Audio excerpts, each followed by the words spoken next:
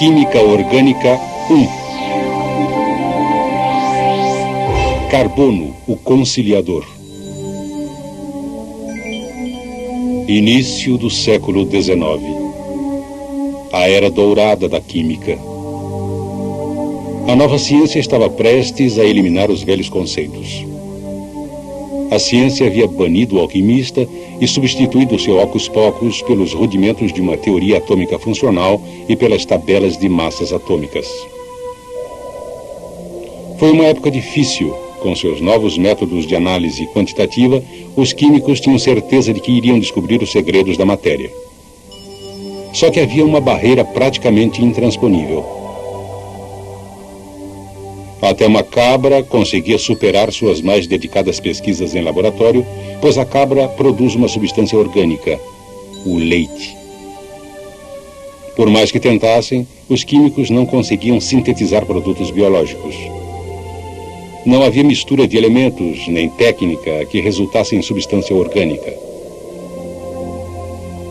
Os químicos se renderam, insinuando que a chama vital dos organismos vivos era necessária para a criação de compostos orgânicos. Mas essa teoria do vitalismo teria uma vida curtíssima.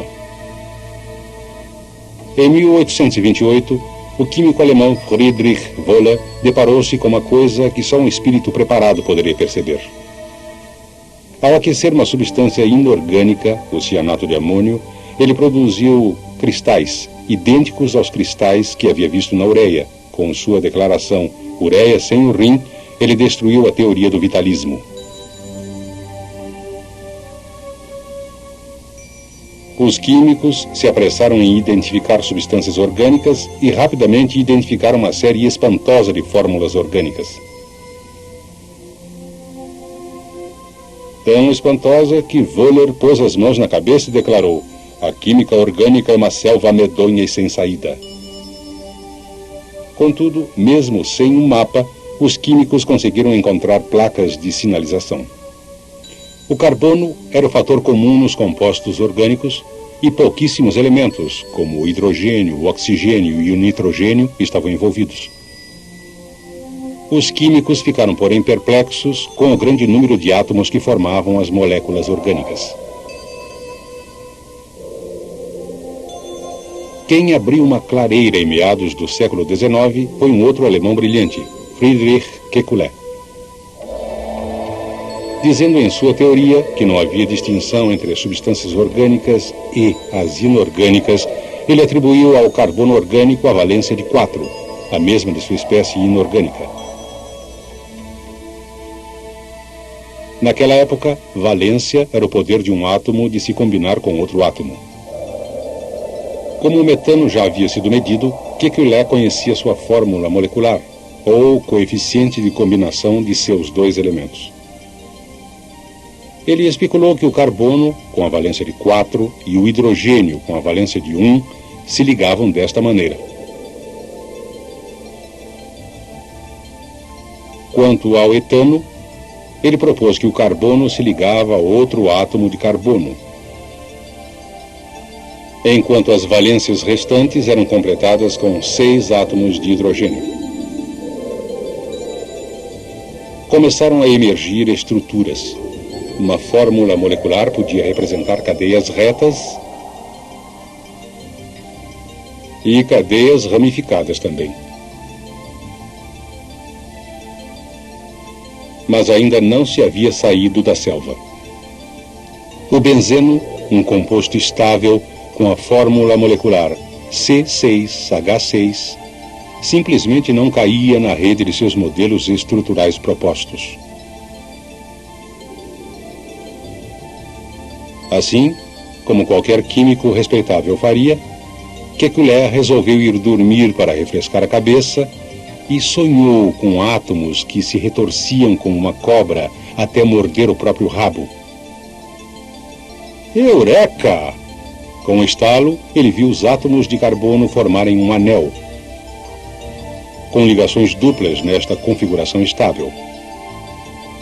As fórmulas estruturais elegantemente simples de Kekulé e a sua teoria de que o carbono forma 4 ligações agora denominadas ligações covalentes, passaram pelo teste do tempo. Para dizer o que são ligações covalentes e por que o carbono as forma, temos que mergulhar mais fundo na estrutura do átomo.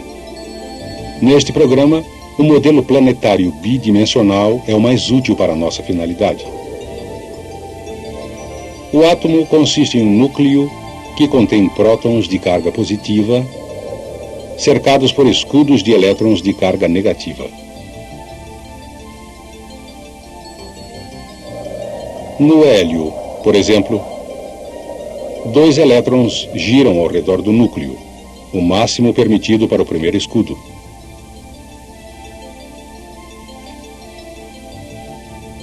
O neônio possui 2 elétrons em seu escudo interno e 8 no escudo externo, o máximo permitido para o segundo escudo. Estes átomos são autossuficientes, estáveis e extremamente resistentes a reações. O lítio, assim como o hélio, contém 2 elétrons no escudo interno, mas apenas 1 elétron no escudo externo. O lítio, portanto, tem uma forte tendência a ceder esse elétron para obter uma configuração estável igual à do hélio. Que entra em cena o flúor. Com 7 elétrons em seu escudo externo, ele chega ansioso por receber um elétron do lítio e obter a configuração estável do neônio. O fluoreto de lítio, uma atração de opostos, é um casamento perfeito.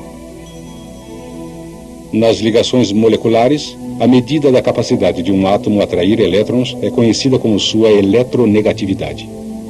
Na tabela periódica, o lítio, com seu elétron do escudo externo tão frouxo, recebe o valor de 1. O flúor, com seus elétrons externos mais firmes, tem o valor 4 de eletronegatividade. O carbono, a meio caminho entre os dois extremos, tem o valor 2,5 de eletronegatividade. Seu escudo interno contém 2 elétrons e o externo 4. Parece que o carbono tem mais de uma opção para obter a estabilidade máxima. Ceder 4 elétrons para se assemelhar ao pão duro do hélio. Ou receber 4 elétrons adicionais e alcançar o status peso pesado do neônio. Mas nenhuma das duas opções está em aberto, pois a eletronegatividade de 2,5 do carbono é forte demais para ceder 4 elétrons e fraca demais para arrancar 4 elétrons de outros átomos.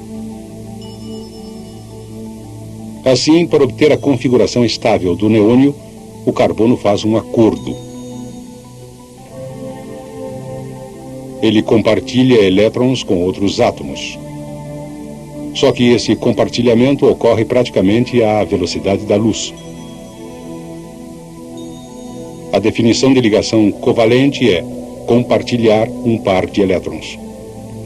Kekulé estava certo 100 anos atrás, e sua ideia seminal ainda é o alicerce da química orgânica.